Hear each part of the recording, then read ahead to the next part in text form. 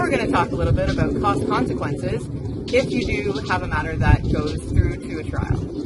So if you're in small claims court, the court is actually limited into what you can award for costs.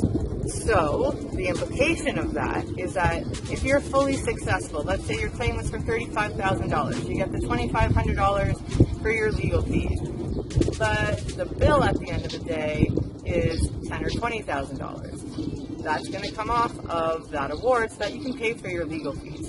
We obviously want to work with you and make sure that it is an efficient process for you and that at the end of the day, you're going to be left feeling like your process was worthwhile and worth your effort and your time.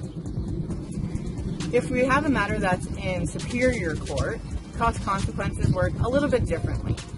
If you put an offer to settle out in your matter early on, and it's a reasonable offer to settle, and later on, down the road, there's a trial. At the end of the trial, you're successful.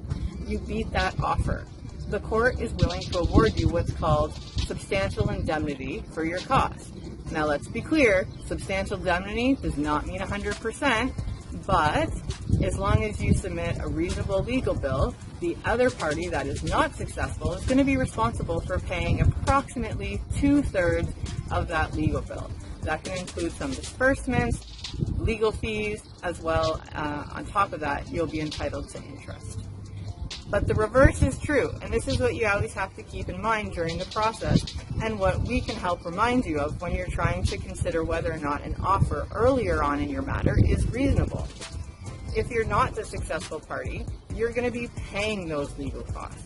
So if the other party puts out an offer and they beat their offer, then you're going to be responsible for paying substantial indemnity costs from the date of that offer all the way up till the time that the matter is concluded.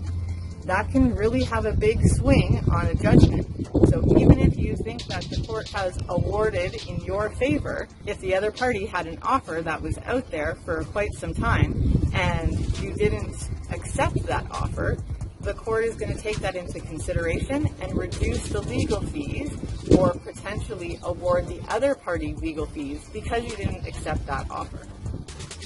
Again, it's all about keeping an open dialogue with clients, making sure that you understand the full picture, that we develop a good strategy together and work towards achieving the outcome that you desire.